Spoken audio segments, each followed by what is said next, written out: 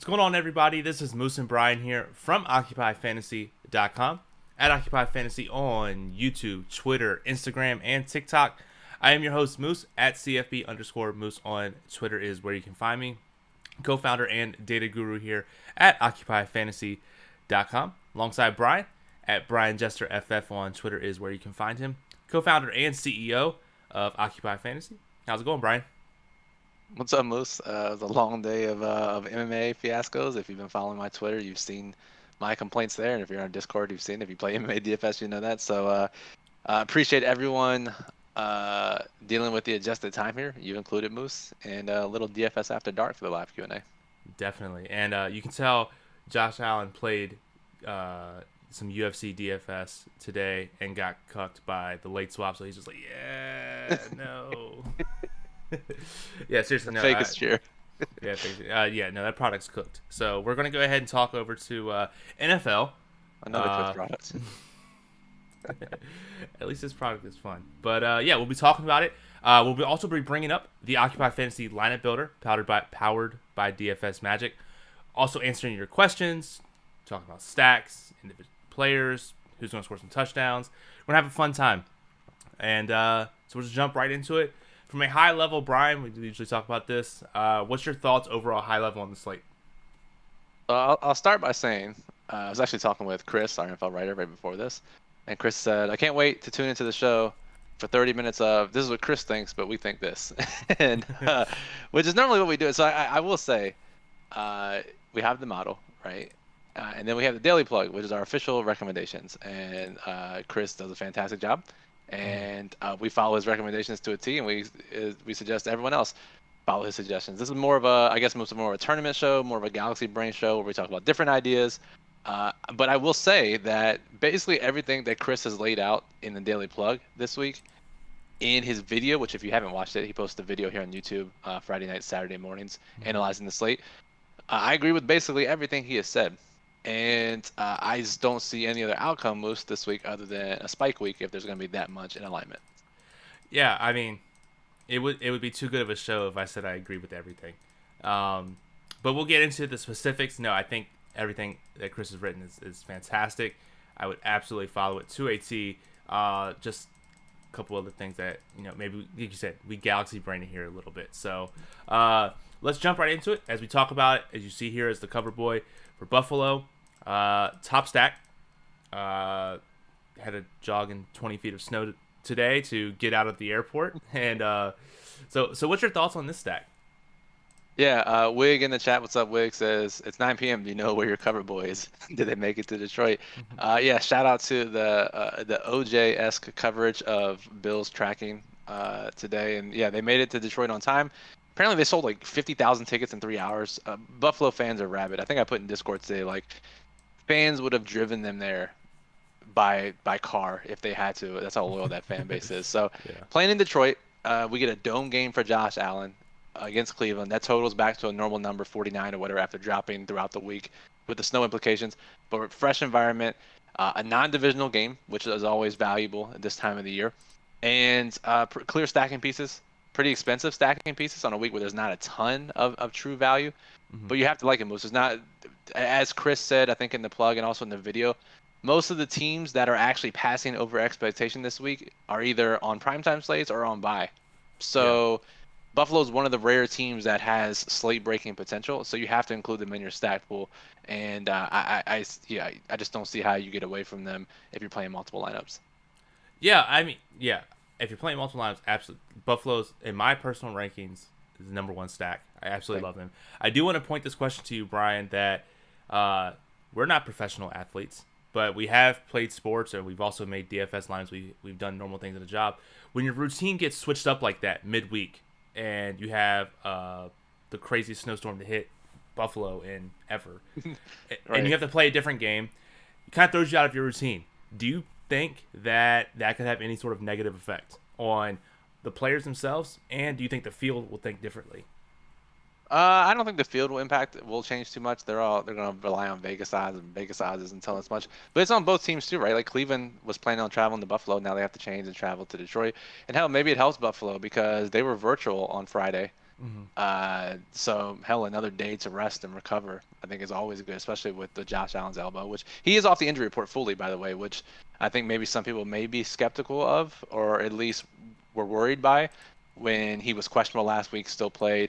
This could have been a long-term injury, but he's actually off the injury report, which is the best we could possibly hope for, which tells me he's probably pretty good to go. Nice. That's awesome. Let's see here. Ed is in the chat. He says, hello, I can't wait for it. No, Ed, that's dumb. Be less Galaxy Brain and just follow me.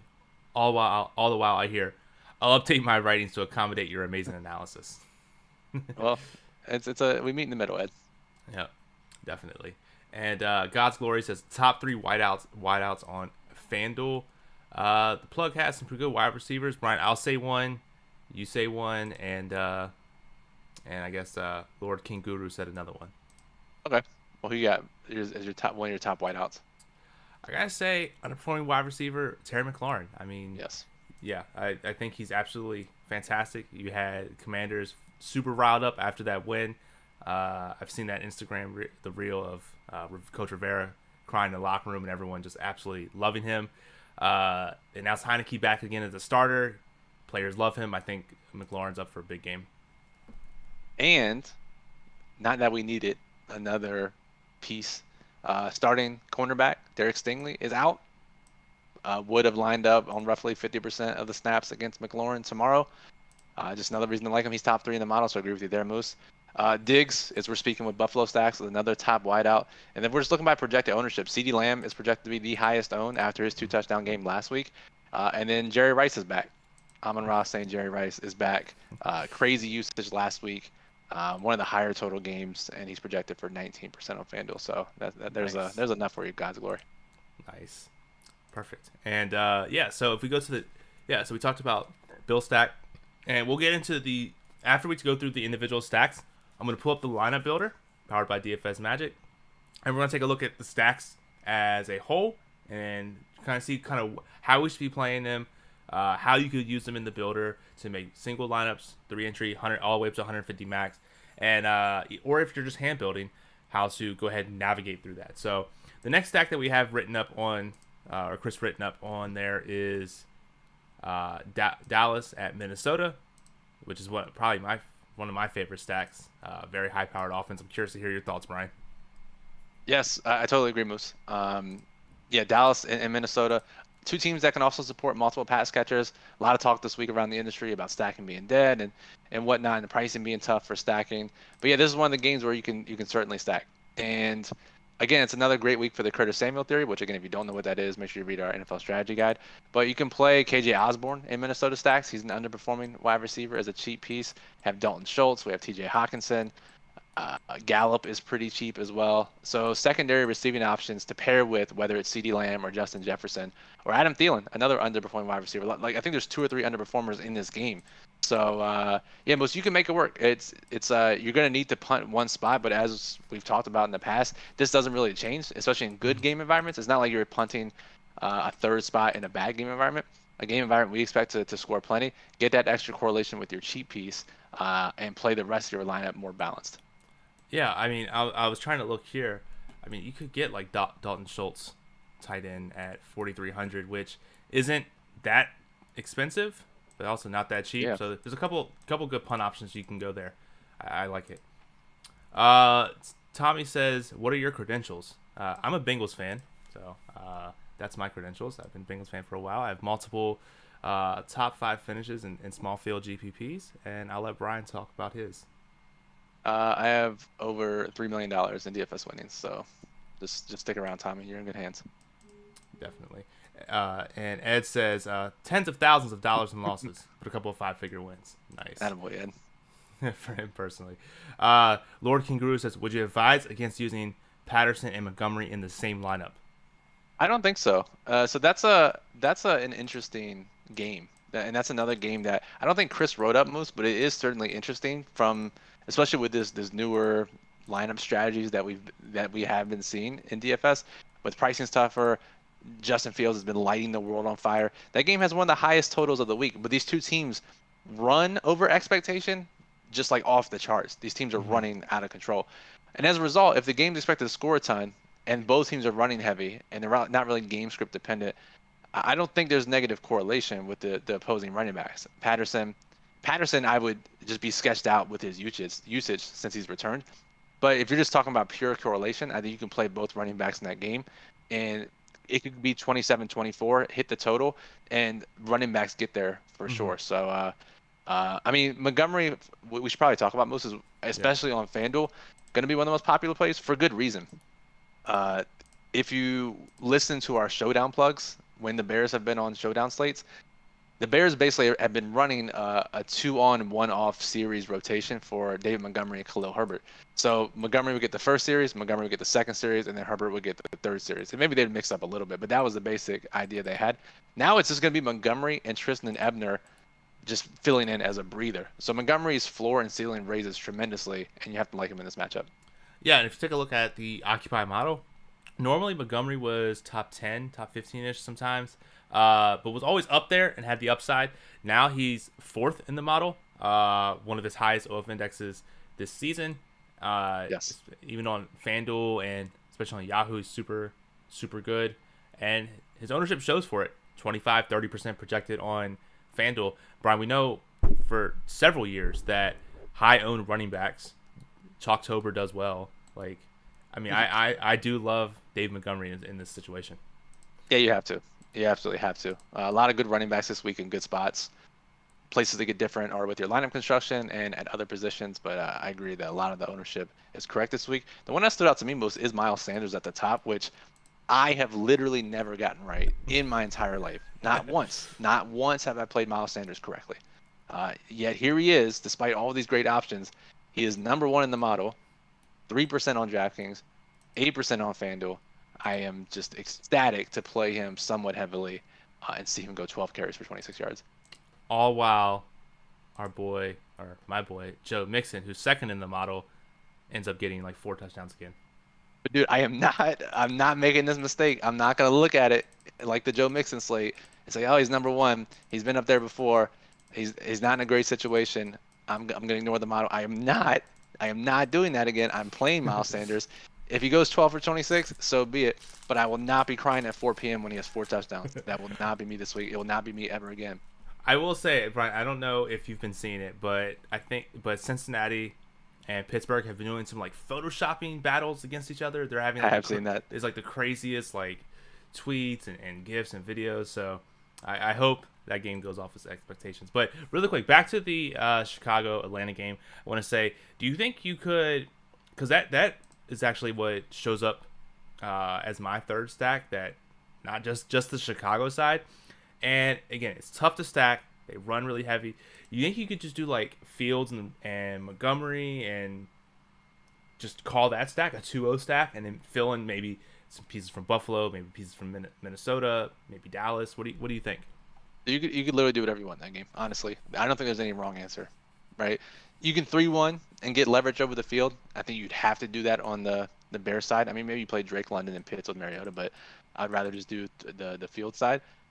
Or you could play 2-0, you could play 2-1, you could play 1-2, 1-0. You can literally do whatever you want because, like, we've seen all different combinations win this year. Mm-hmm. But I think the most interesting one that I don't think a lot of people will do is what Ed is talking about here is, do you play Montgomery as a one-off? Do you play him instead of Fields? I think it could be a showdown low-risk strategy, Moose, where you play both. And that's technically a stack. Mm-hmm. And he'll catch some passes as well. But if the Bears score 28 or 31, whatever we think they're going to score on a high end, ideally, if that happens, 100% of the scoring goes to Fields and Montgomery. Mm-hmm. And so we could lock up, 50 fantasy points potentially with 2 spots if they hit their ceiling and it's not like a random end around or an Ebner touchdown. So I don't mind that. I'm actually considering playing, which I never do really, especially running backs that don't catch a ton of passes. I don't really do it that often, but I think you can play Fields and Montgomery in a lock up all the scoring stack from Chicago in one of the games that has a rare total over 47 points. And as Lord King Guru points out, you can do run back Kyle Pitts. He's an underperforming tight end. Number 1 tight end in our model this week at, 44, 43, 4,400 on DraftKings. And so that's a good run back where, if you're going to punt a position, you might as well punt it we talked about it several times throughout the season, where if you have a cheap piece, you need a punt, why not make the tight end from your game stack? And maybe they get a couple extra points. Yep. And speaking of tight ends from your game stack, the next question in the chat is about Cole Kmet, who has 11 receptions in the last 3 weeks and has 5 touchdowns. So he's running Christian Watson hot on touchdown variants. I mean, again, maybe he continues to score once every 2 catches. Very unlikely. But again, weird things have happened. And it's not he's not getting targets, right? So like even if he goes 5 for 50, that can still win you a GPP, honestly, the way things are going. So I don't hate it. I think there's some negative touchdown regression coming his way, but there's not many options to choose from. Yeah, I mean, I'm just looking at him. We're projecting him for 3.5 to 4 targets, which, I mean, is pretty decent for a tight end. Looking at everyone else on the slate, I mean, you do have Hawkinson at like 7, Pitts at 5, 6. Mark Andrews obviously gets a bunch of targets, but I mean, you can play the variance game and hope he gets 4, 5, maybe 6 targets and gets 4 touchdowns. He gets 4 touchdowns. But in high risk contests, that's something that you're looking for. So if you're thinking, I like this guy as a part of my game stack, he's potentially has a chance to get targets, I can play him. I don't hate that at all. And a decent amount of his touchdowns have been schemed, so it's not like he's just like breaking a shit ton of tackles. Like they've been designed plays, so it's not completely out of the question that they continue with what's working. So yeah, I think the takeaway most is you can play literally whatever type of stack you want, play around with different variations in the builder or by hand, and go with what's most comfortable. I don't think there's a right or wrong answer with how you stack that game. Definitely. And then let's go through the other stacks that Chris wrote up in the plug. 2 just one-sided stacks. First one is Philly. We know, Brian, Philly is a very explosive offense. And anything you want to say about them? No, very clear.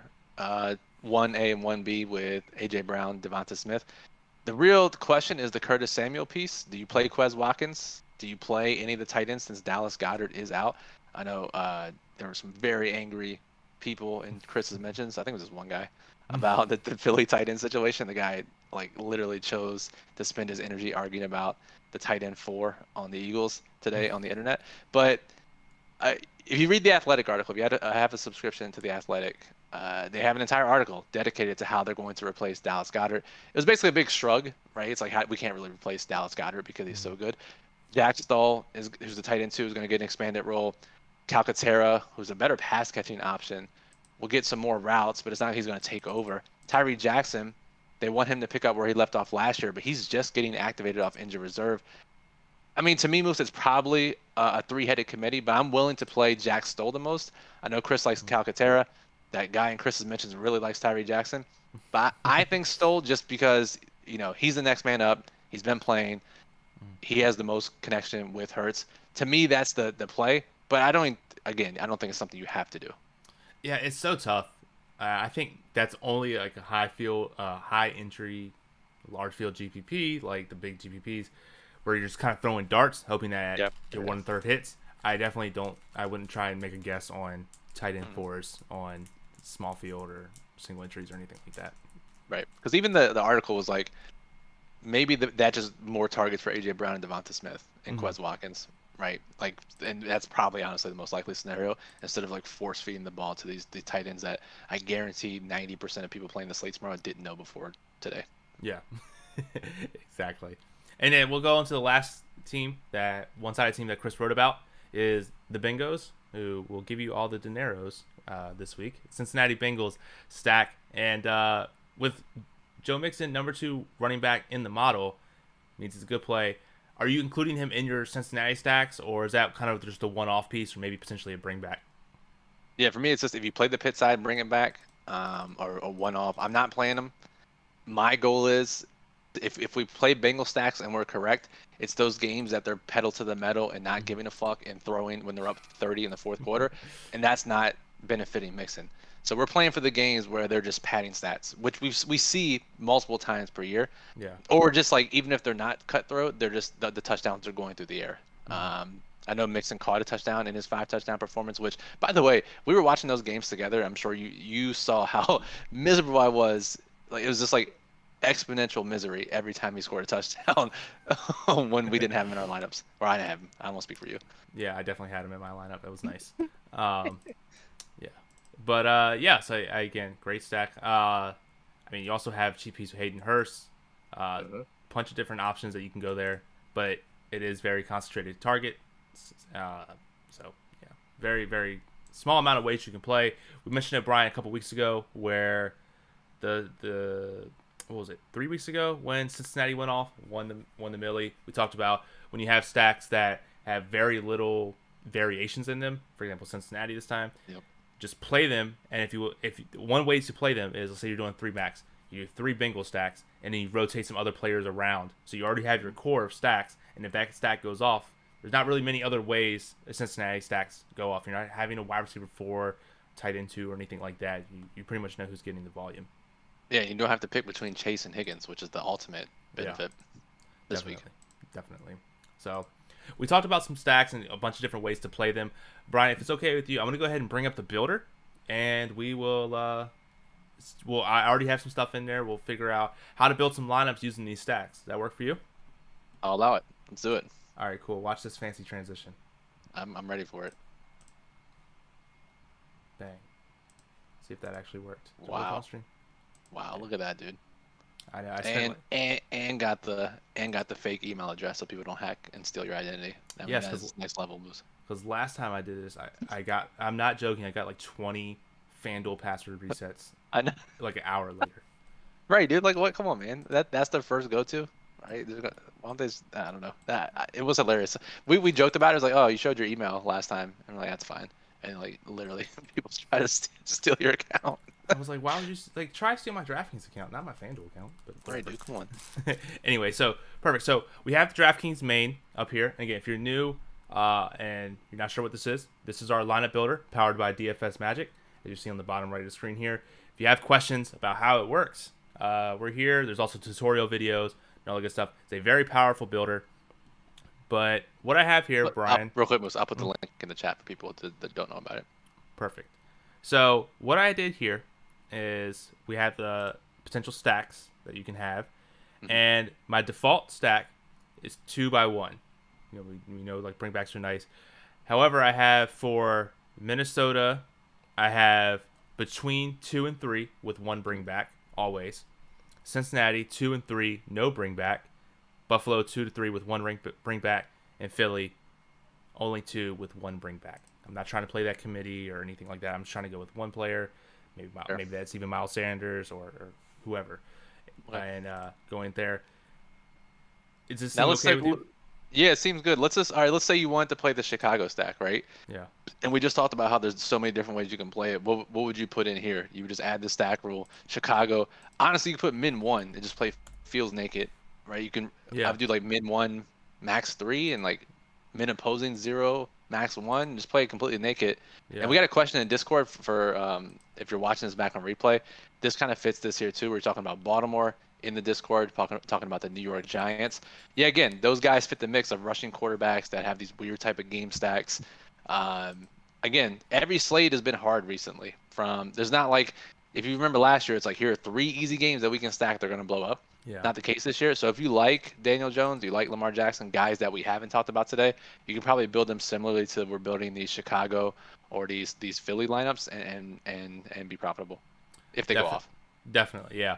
And for example, like Cincinnati, I'm forcing the team wide receivers except for Chicago, just because maybe we do want either Nick Fields or Fields and Montgomery. So leaving that all set up that way, and it seems good to me.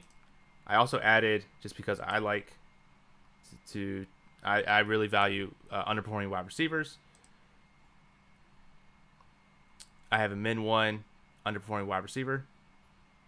Which is saying that every lineup you make will have at least 1 underperforming wide receiver in it. Which, if you don't have the list, you don't know what that is. Chris has it in the Daily Plug, talked about it in his video. So, had plenty of ways to get the underperformers this week. That's a good rule move, because I think there's some good ones this week. There's some weeks where it's like, these are kind of sketchy, but I think this week forcing 1 into every lineup is not a bad idea. Definitely. And Tommy says, stop lying. You never won the Millie. I don't think I ever said I won the Millie. If I did, I meant to say that the Bengals stack that did win it. Oh, yeah. Right. But I mean, the Bengals stacks win Millies like once every 4 weeks, it seems. So, because they're actually good. Definitely. All right, cool. So we have that. I'm not going to go through with strict mode. Strict modes allows you to specify the exact players within your player pool. We're not going to do that. But if you're going through next, we can go ahead and we have 150 builds. What I like to do, Brian, is we can actually build up 300. And I like to see kind of what it can bring. See what will work. Sometimes it fails at 200 because my rules are too strict or anything like that. And yeah, so that's good. So I guess you could say let's thumbs up the quarterbacks that we like. You have to at least do 2. Yep. For DraftKings community guidelines. I'll filter out by just quarterbacks, and it's definitely powerful. So it's struggling on stream right now, and we have 1,000 tabs open. Yeah, so we'll do this, and we'll go ahead. We'll build lineups, and we'll take a look at I won't show you the lineups. We can't actually show lineups, but I'll show you kind of like some stacking options that happen. The stacking table, who's getting paired with what. Is there anything kind of out of the ordinary? And then we can go about talking based off these overall numbers. How can we use that for hand building? Yep, that's a good move. So what I like to do most is, especially on Fridays or whatever, after I read some stuff from Chris and look at the model, I'll do exactly what you're doing now and put in some even more basic rules, like eliminate guys that are under 10 OF index, where we get all the trash out of there. Maybe some rules excluding specific players together. I don't want Allen and Singletary in the same lineup or something, right? And then I'll make sure I don't have too many crazy, so like max 4 guys under 10% or something like that, and then see what it builds. See which players is popping a lot out of, which players it's using more of, and then you can kind of see it's like, oh, if for some reason it's using this 4K running back all the time, let's get him out of there. And then once you see it, then you can go into strict mode and start, really get into the nitty gritty if you have the time. Right, but non-strict mode, what you see on screen here, is for people who don't have a ton of time but can still use some smart rules to build lineups. Yeah, exactly. So you pretty much hit that on the head. And Ed has a question here. What's your thoughts on a skinny stack, Sanders and Taylor? I don't love it. Taylor ranks pretty low this week, despite ranking higher last week. Don't love the game script for him. I know the Eagles have been gashed lately by the run, but they did sign 2 new defensive tackles. Hopefully that shortens things up a bit. I just don't trust the Indy offense against this defensive line to really sustain a bunch, which was the problem earlier in the year. They were able to stay in the game last week, which is why obviously Taylor busted that long touchdown run too, but they were staying in the game, could give them the carries. If they get down 14-0 really quickly here, can they sustain that game plan? Because any hint of pressure, Matt Ryan is folding in the pocket, right? So, I don't know. Long story short, I really don't like that skinny stack too much this week. You mean you don't like Jeff Saturday's edition of it? No, man. No. Jeff Saturday's winning record comes to a screeching halt tomorrow. Definitely. So, can you hear me? Mm-hmm. Okay, perfect. So it looks like it froze, but we have it on screen here. We're figuring it out. Let's take a look. So yes, we have it's loading. It's taking some time. Perfect. We are good to go. Just took a sweet time finalizing. So what you see on screen here is primary stacking table, where the number of this first column that I have highlighted here, are the number of lineups that have that stack in it, and then the different types of stacks. So in this case, for example, all of our Philly stacks are 2x stacks with no opponents, so 2x0. Minnesota, for example, is we have some 2x and some 3x's, all by 1 point. So you kind of see there. Take a look, high level, and then some secondary stacks, the raw number of counts. So maybe you're thinking, what's popping in this Raiders Broncos game that's popping off? Or even look, Chicago Atlanta's popping off as a secondary stack. I mean, that table there, Moses, is really informative too, because if you your first runs here, you may be missing something, or even like you're looking at the plug and stuff, and you're looking at game totals, and Vegas and Denver is probably a game that is not even on your radar, but you see, wow, we're getting a lot of secondary stacks here. Shit, maybe it makes sense to game stack that. Let's see what that looks like. Then you throw that in your pool and then start building something and see what it looks like. So like it's telling you here that there are good plays in Vegas and Denver, good plays Chicago, Atlanta, good plays Detroit and the Giants, and then Dallas, Minnesota. Like definitely different ways to play this slate. So it can give you some extra ideas. Yeah, exactly. And sometimes it also say maybe you're not even thinking about it, and it's like, I don't want Chicago, Atlanta secondary stacks in my lineups. And it's like, all right, so what is going on here? How do I fix that out? How do I fix that? And then you can also look at, which I think is a great tool, is this player pair exposure, where you're taking a look at what percent of your lineups have these two players in it. Could be completely random players, and you're like, all right, I don't want all my lineups to be dependent on these two random people. I'm trying to see if anything stands out. I mean, like I would just say the first one, right? It's like 56% of field lineups have Montgomery. Yeah. It's like, is that too many for Yeah. you to have that quarterback, running back? Maybe just a couple lineups you want that. So that'd be something maybe you go in and select some stack rules for Chicago specifically. Yeah, or I was trying to think, like this one here. Like, do I want half my lineups with Fields to have Saquon Barkley in it? They're not correlated at all. Like, Right. So probably not. so That seems probably crazy. not. Yeah, exactly. But that's also because we're on low randomizer here too. So Are we? Thought I changed it, but if we are, either way, yeah. Yeah. Ed says, "What are we gonna bet if Indy wins?" Here, I have a bet for you, Ed. I'm sure you'll accept. If Indy wins this week, I will play Tanner Hudson in my player pool next week. Ooh. If Indy loses, you are not allowed to play Tanner Hudson ever again. God damn. Accept those terms, Ed, in the chat. It's gonna be funny because Tanner Hudson's gonna be number one in the model next week. I know. You had it. Let's go. All right, I love it. Perfect. So, and then the last tab that we'll show here is the player exposure. So, your overall exposure to them, and then what the ownership times X is. I actually like to filter by how many times you're over the ownership, and it's taking its time. But like, for example, sometimes you'll get like 100x, and it's like, okay, I don't want yeah, 40% of this guy who's 0% owned. like, do I want 10x Ebner? No, you don't. You Yeah. would X them out of your lineups, right? And again, this is in non-strict mode, so Yeah, exactly. So you're going to remove him. Same with like Denzel Mims, Khalif Raymond, Deshaun Jackson. Like these guys, you would just go ahead. Tyreek Cleveland. Like these are guys that you just go ahead and remove out of the player pool. Yeah. Because it's building without any rules, basically. So, that's why it's important to just go ahead and do it and not actually just run it and not check anything. Exactly. Yes, exactly. So if we take a look here, so then what you could do across all this is if you're trying to even if you're just hand building a couple lineups, you can still see. And again, this is also over 300 lineups, so of course it's going to try and fit in any possible combination to get it going. Yes. So if I'm looking here, you can see something like Mac Hollins, underperforming wide receiver, has a lot of him in there. So you're like, okay, maybe I want him in my lineup. In addition to, if you look at your teams here and you say, I want to do a Chicago stack. Well, most of them are 2-0. Okay, well, let me try the 2-0s. Let me see what 2-0s are there. Fit in Mac Hollins and kind of fool around with that. So some different ways that you can do it with it. Ways to spur ideas. That's the biggest thing here. And again, it's the tool that I use for ideas on Friday and Saturday before we do streams, and then I finalize using it, Saturday nights, Sunday mornings. So, invaluable tool. Obviously, encourage everyone to use it. And we wanted to show you this so we could just show you different ways, the ideas that we have in theory, how to put them into practice. Definitely. And again, we do have the single build option as well. That if we switch over to it, you can actually just build up to 20 lineups individually, where you just click the player's name, show it.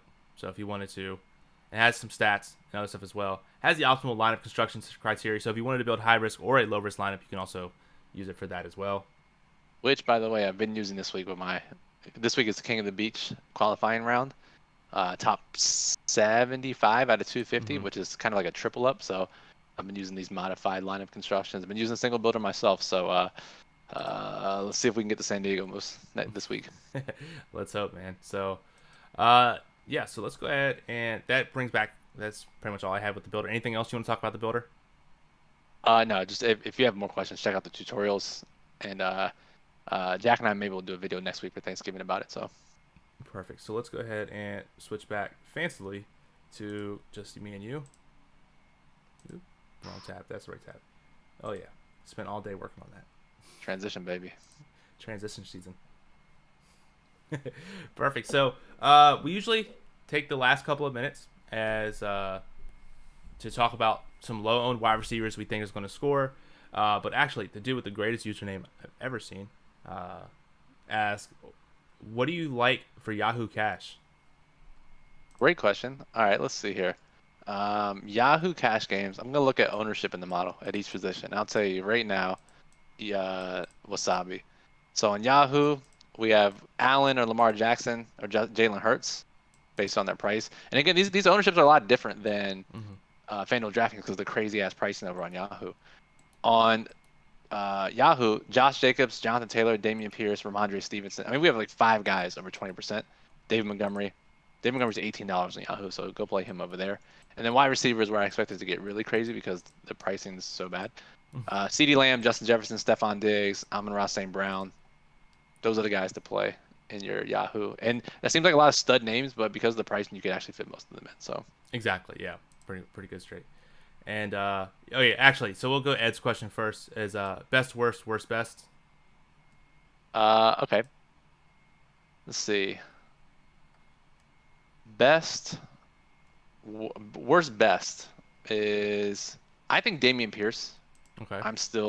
I know he's getting the workload, but I'm just not thrilled to play an underdog running back on a terrible offense every single week, especially at that price. So 20% plus ownership, I'll say he's the worst best play moves. And then best worst is it Miles Sanders? I was going to say Miles Sanders. Yeah, that's pretty bad.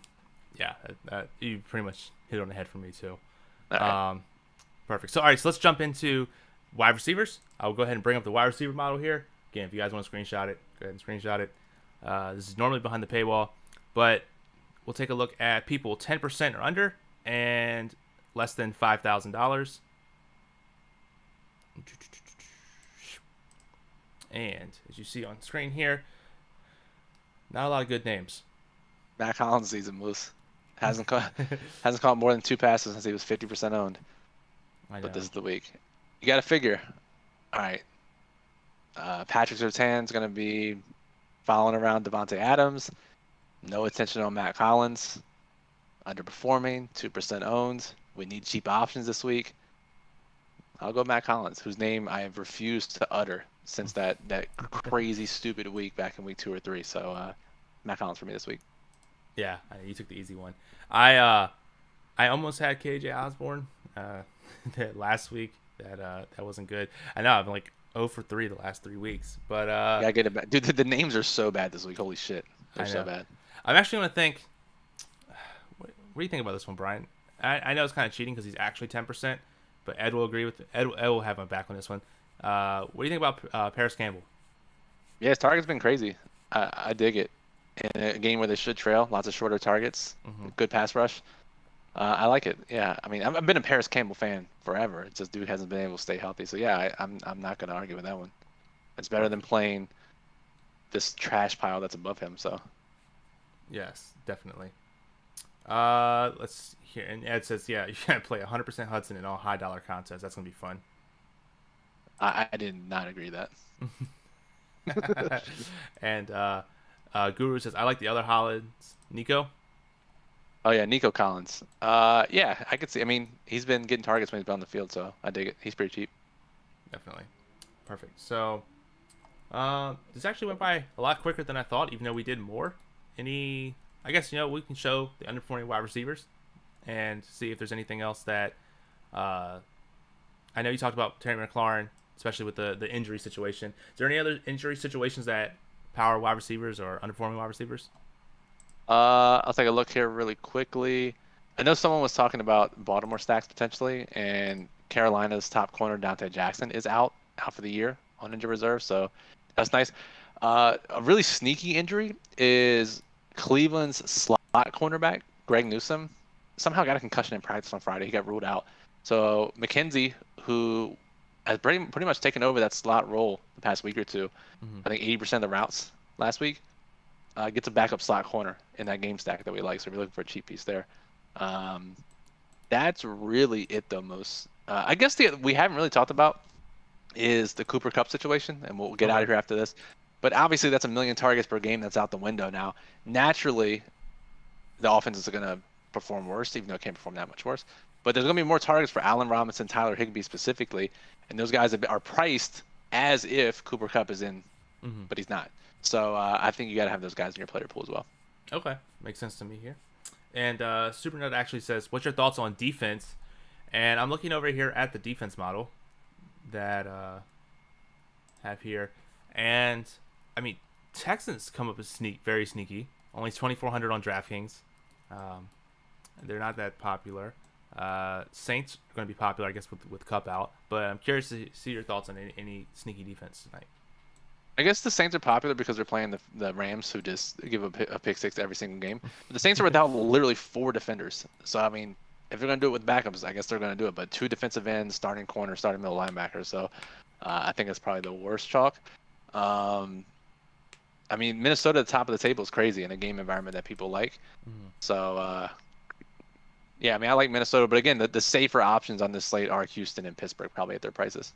Okay, I can dig that. Yep. Or as Lord King Guru says, just take the Raiders because they are almost the cheapest price and they're playing against Russell Wilson. So not a bad idea. Yeah, definitely a good idea there. Perfect. So any last comments, questions, concerns before I take us out of here? I think that's it. We covered a lot. So Chris will be in the Discord tomorrow morning at 11 a.m. Eastern, taking your questions, breaking down any last-minute thoughts. So make sure you join us for that. And make sure you subscribe here on YouTube. We do these videos every Saturday for the live Q&A, but we do videos every single day for different sports. So if you enjoyed it, you stuck around this far and you're not subscribed, make sure you are so you get notified when we go live. Because as you've seen probably if you've been around, we change the times of these Saturday videos pretty frequently. And if you're subscribed, you'll get notified when these are scheduled. So yeah, hit the bell so then when we finalize the time and we publish the pre-recorded thing, you'll get a notification to say Occupy Fantasy is going to go live at 9 o'clock or 2:30 or whatever. And actually, one last question here from Landon, season-long question that says, "Oh, that's a lot of trades." So I'll let you read it. No, I would not make that trade. Yeah, perfect. So Lots awesome. of thought. So so that'll do it for tonight's stream. Go ahead and check us out on Discord tomorrow, where Chris will be doing our live Q&A in the Discord. We'll be back on Tuesday doing the $1 Million Mission, or complaining about MMA again, maybe. And very possible after today. Very possible. And then we'll be back again next Saturday. I'm not sure exactly what time because it is Thanksgiving. We'll have to figure something out. And we'll be reviewing the slate again. Brian, will we be doing any content for Thanksgiving? Yes, we'll have the daily plug out, the Thanksgiving version. Chris and Bismo are going to team up, actually. Chris is going to do the classic side of it. Bismo's going to handle each of the showdowns. And then I'll talk to Jack. I'm sure we'll get a short slate video because he's the king of short slates. We'll do that on Wednesday, probably. Definitely. And, so that'll pretty much do it. Play the stacks in the daily plug. And as Guru says, let's get this cash. I'll leave it as that. Until next time, Moose and Brian, have a good night.